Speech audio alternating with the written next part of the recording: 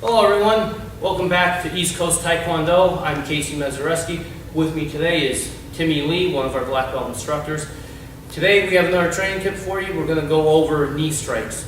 Now knee strikes are extremely powerful, devastating technique. They're only for close quarters, but they're very adaptable to a lot of situations. And I'm going to show you how we do them and go over a few things that people might not realize with knee strikes. And the first thing people probably don't realize with knee strikes, and I tell our students here at East Coast Taekwondo, is we probably practice knee strikes 100, 200 times a night without people even realizing it. Because every single kick that you do should start with your knee coming up. So whether you're doing front kick, or you're going to do roundhouse kick, or even side kick, all these kicks, your knee is coming up first. So your body is practicing that motion. You already have that muscle memory to begin with. So it's not a technique we do all the time in our training, because we have a limited time and we have to go over front kick and axe kick and roundhouse and all our kicks. So I tell people, even though we're not practicing these, you're still practicing these. So actually applying the knee strike in any kind of self-defense or real-life situation where you might need it is very easy. Like I said, you already have the muscle memory if you're training kicking a lot. So when you do knee strike, there's a couple ways to do knee strike, and all of them are good. In a real-life situation, a real fight, any hit is better than no hit. So I could be here and I could just throw the knee without having any hold on my opponent whatsoever. If he's here and he's lunging in at me and I don't get a chance to get a hold of him and I just boom, knee strike, that's good.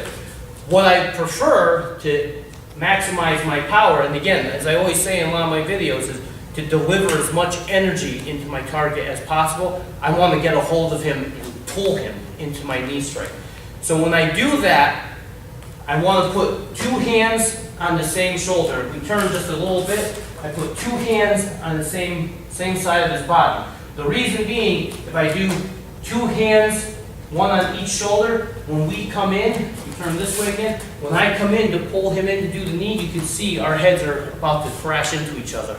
A human head's about 15 pounds. That's about the weight of a bowling ball. That's two bowling balls smashing together. That's not good.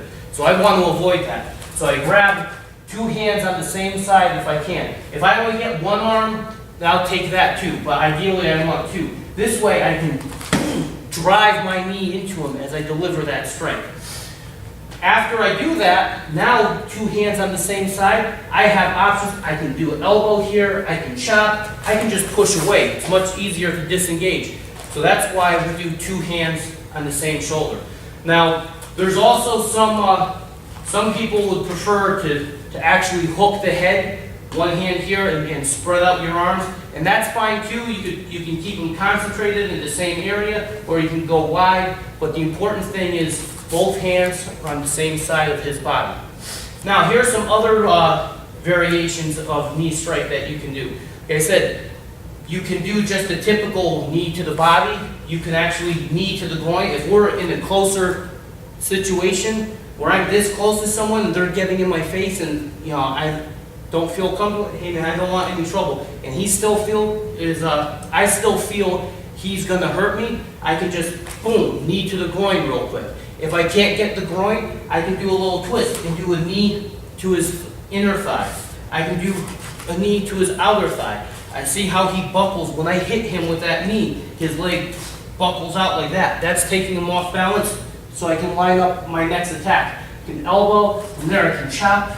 I have a lot of options I can do. Okay, so now I'm going to explain another use for knee strikes.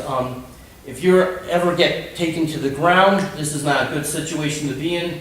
Timmy's on top of me. This is known as the mount position. This is a very common position in street fights and in MMA, and nowadays a lot of people are training in MMA. So this is a good thing to know. So if I'm here and I need to do something to try to go from defensive, where I'm just covering up and Timmy's raining down hits on me and punches, there's not a lot I can do. If I try to use my hands and I reach up, I'm not going to generate a lot of power. If he trains a lot of grappling, as soon as I put my arm up, he's going to grab it and do something to me, arm bar or twist my arm, put me in a choke. So I don't want to do that. I can still do knee strikes from here. So if I'm here and he's on top of me, I take my leg, doesn't matter which one, I just straighten that leg as far as I can and then start driving knees. And now he falls down. Now he's here. If I have to, there is something I can do. I can go for his eyes. I can go for his throat. I can try to reverse them out. But the important thing is that what started it, I went from defense here, and I can still just cover up and protect myself and still start doing knee strikes. And if I have to do multiple knee strikes, I can.